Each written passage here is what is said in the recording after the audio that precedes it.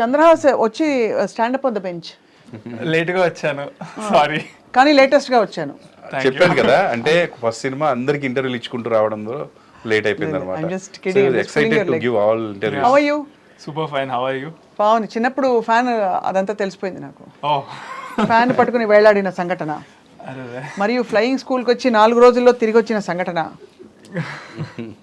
మరియు నాటు అప్పుడు తెలిసింది. How you Chandrahas, excited for the film? Super excited, అంటే ఇంకా మాటలు లేవు. ఫైనల్గా ఇప్పుడు ఇంటర్వ్యూకి లేట్ వచ్చినట్టే అనౌన్స్మెంట్ కూడా ఇప్పుడు ఇచ్చి సినిమా కూడా చాలా లేట్గా వస్తుంది.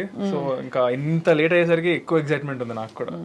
మంచి బుద్ధిమంటి లుక్లో ఉన్నావు చంద్రహాస్. నేను నువ్వని ఎందుకంటున్నానంటే నువ్వు చిన్నపిల్లాడు కాబట్టి అది వేరే విధంగా అనుకోకూడదు. అది అమర్యాద కాదు, ప్రేమ. లేదు, మీరంటే చాలా ఇష్టం తనకి. మీరు రా అన్నా కూడా ఏం ఫీల్ అవ్వదు అసలు వయసులో పెద్దవాళ్ళు పర్లేదు, నేను ఏమనుకోను.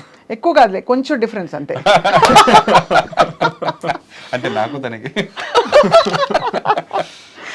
సో చంద్రహాస్, చూశాను రామ్నగర్ బన్నీ ఫిల్మ్. చాలా ఇప్పటివరకు డాడీ విశేషాలు, చిన్నప్పుడు ఎలా వచ్చారు ఇండస్ట్రీకి అవన్నీ, సరే లిటిల్ బిట్ అబౌట్ యూ అన్నీ మాట్లాడుకున్నావు. Now you tell me about the film. ఏమనిపించింది ఆ లిప్ లాక్ సీన్? ఏమిటది అసలు డాడీ పక్కన పెట్టుకునేది? What is this? I mean cinema గురించి ఎట్లా చెప్పాలంటే, for a debut film I think it can get more perfect. దీనికంటే ఇంకొక పర్ఫెక్ట్ డెబ్యూ ఫిలిం ఇంకొకటి I don't think so. I've seen anybody else do it also, because ఇందులో అన్ని elements ఉన్నాయి. And ఈ జనరేషన్కి తగ్గట్టు ప్రతి అబ్బాయి కనెక్ట్ అవుతారు, ఎందుకంటే ఇందులో 4 హీరోయిన్లు ఉన్నారు. వాడు ఒక అమ్మాయి నుంచి హీరో, ఒక అమ్మాయి నుంచి ఒక అమ్మాయికి ఆప్షన్, వాడికి ఈ అమ్మాయి బెటర్ అనిపిస్తే ఈ అమ్మాయిని వదిలేసి ఆ అమ్మాయికి చూసి నిజంగా ఆ అమ్మాయి కూడా లవ్ అని ఫీల్ అయిపోతాడు. ఆ అమ్మాయి కంటే ఇంకో అమ్మాయి ఆ అమ్మాయి లవ్ అని ఫీల్ అయిపోతాడు. సో ఈ జనరేషన్ అలా ఉంటుంది యూజువల్గా థింకింగ్ కూడా. So it's very relatable and current generation story. మనలో మాట నేను చెప్పను కానీ ఈ విషయం మమ్మీకి కానీ డాడీకి కానీ, నీకు కూడా అలా అనిపించింది ఎప్పుడైనా? లేదు, నాదంతా కెరియర్ ఓరియంటెడ్ మైండ్ నాది. అంతేలే, అంతేగా. యా. సో అయితే మరి what was the most difficult thing, because you already learn dancing, gymnastics and all of that కదా. What was the most challenging thing for you in this film? అన్నీ నేర్చుకున్నా సరే everything was difficult only for me, because ఎంత నేర్చుకున్నా ఏమున్నా కూడా I really want deliver the best to audience. And అందులో ఒక విధమైన ఒక రకంగా చాలా ఎక్స్పెక్టేషన్స్ నా మీద ఉన్నాయి. అండ్ ప్రతిదీ కీన్గా చూస్తారు, ఇంకా ఎక్కడ నన్ను పట్టుకొని లాగి ట్రోల్ చేయొచ్చు అని ఏదైనా సరే. సో దానివల్ల ఎంత నేర్చుకున్నా, ఎంత నాకు ఈజీ అయినా అది నాకు కష్టంగానే ఉండింది, బికాజ్ నేను కొంచెం పర్ఫెక్షనిస్ట్ టైప్ కూడా. సో యా, ఇంకా అన్ని కష్టంగానే. పర్ఫెక్షనిస్ట్ అంటే ఏంటి? కొలమానం ఏంటి? నాకు నచ్చాలి అది నేను చేసింది. ఇప్పుడు ఈ సినిమాలో నాకు నచ్చకుండా ఒక్క ఫ్రేమ్ లేదు. అది ఇంకా పర్ఫెక్షనిస్ట్ అంటే అదే. You like your self, loved your self? Yeah, 100%. కానీ చాలా తెలివిగా ఒక క్వశ్చన్ స్కిప్ చేశాడండి. ఏంటది?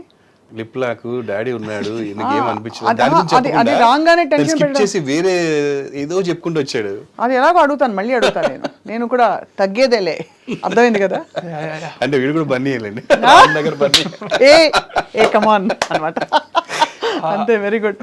ఇప్పుడు మీరు ఆ క్వశ్చన్ అందులో ఏం లేదు ఆన్సర్ చేయడానికి, అది క్యారెక్టర్ అంతే. క్యారెక్టర్ అది చెప్పండి చూసారా, అంతవరకు ఇలా చెప్తున్నది ఇప్పుడు అది ఏం లేదు. చంద్రహాస్ చేసాడు అనుకోండి ఆ ముందు, దట్ ఈస్ నాట్ యాక్సెప్టబుల్.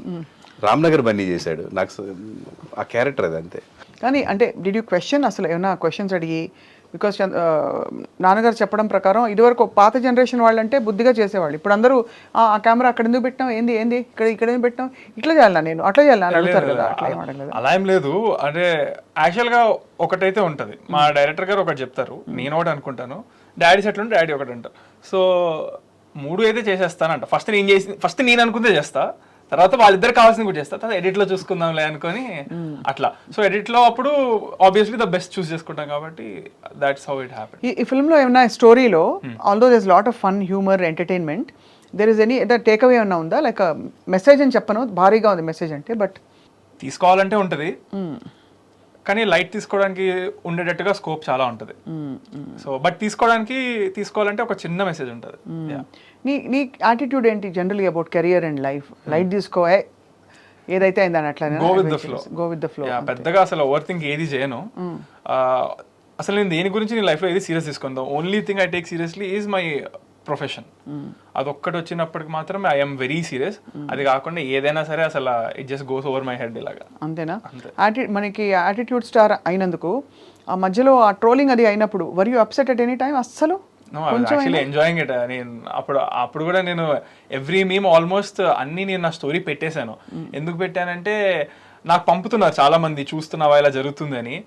అరే భయ్ నేను చూస్తున్నారా బాబు, నాకు కనిపిస్తుంది అని చెప్పి ఆ క్లారిటీ ఇవ్వడం కోసం అండ్ నేనేం ఫీల్ అవ్వట్లేదని తెలియడం కోసం అప్పుడు కూడా నేను ఆల్మోస్ట్ 200-300 స్టోరీస్ దాకా పెట్టా. ఒక ట్రైన్ లాగా పెట్టినా, అన్ని పెట్టా. ఎందుకంటే నేను చూస్తున్నాను, నాకు పర్లేదు అని చెప్పి. And they were all entertainment to be honest. I also laughed at them. బాగుండే కొన్ని ఓవర్ ద లైన్ వెళ్ళినాయి. బట్ వాటికి కూడా నేను అంత ఫీల్ అవ్వలేదు. బికాజ్ ఇంకా చిన్నప్పటి నుంచి నేను మా ఫాదర్ పైన బ్యాడ్ కామెంట్స్ కూడా యూట్యూబ్ లో నేను చూశాను. సో చిన్నప్పుడే నేను అవి చూస్తున్నాను కదా మా డాడీ మీద. కామన్ అనుకున్నాను, నాకు అలవాటు అయిపోయింది. ఇంకా అంటే చిన్నప్పుడు బాధపడేటోండి, ఎందుకంటే అప్పుడు మా డాడీ అంటే నాకు చాలా ఇష్టము. ఇప్పుడు లేదా? ఇప్పుడు కూడా ఇష్టమే, కానీ అప్పుడు అలవాటు అయిపోయింది కదా. సో ఇప్పుడు ఎట్ దిస్ పాయింట్ మా డాడీని పైన కమెంట్స్ అవుతేనే నేను ఫీల్ అవ్వనప్పుడు నా పైన కమెంట్స్కి ఇంకా అసలు పిచ్చ లైట్ తీసుకుంటారు. అంతేనా? కానీ ఒక్కదానికి హర్ట్ అవుతా. ఏంటది? ఒక విషయానికి ఇప్పటికీ నేను హర్ట్ అవుతా. నాకు సపోర్ట్ చేస్తూ ఒకళ్ళు 2-3 కామెంట్లు పెడతారు. అంటే ఇప్పుడు కామెంట్స్లో చూసుకుంటే 99% కామెంట్స్ బ్యాడే ఉంటాయి అన్ని. అంటే చాలా వైలెంట్ కామెంట్స్ ఉంటాయి. బట్ నేను సైలెంట్ లైక్స్ చూస్తా. లైక్స్ వరకు నేను చూస్తాను, కామెంట్స్ పట్టించుకోను. బట్ అందులో కూడా నేనంటే ఇష్టపడేటోళ్ళు కానీ కొంచెం పాజిటివ్ నేచర్ ఉన్న వాళ్ళు మంచిగా కమెంట్ పెడతారు. దాని కింద వాళ్ళని తిడుతూ వేరే వాళ్ళు అంటే పెడితే నాకు అప్పుడు అక్కడ బాధేస్తుంది. ఎందుకంటే నన్ను ఎవరు ముక్కు మొహం తెలియని వాళ్ళు నన్ను సపోర్ట్ చేస్తున్నారు. సో నా కోసం వాళ్ళు మాటలు పడితేనే నాకు బాధేస్తుంది. అదొక్కటే బాధ ఇప్పటికీ. సో అందుకే నేను ఎవరైనా మంచి కామెంట్లు పెడితే వాళ్ళు మంచి కామెంట్లు డిలీట్ చేసేస్తా. నాకు అంతే.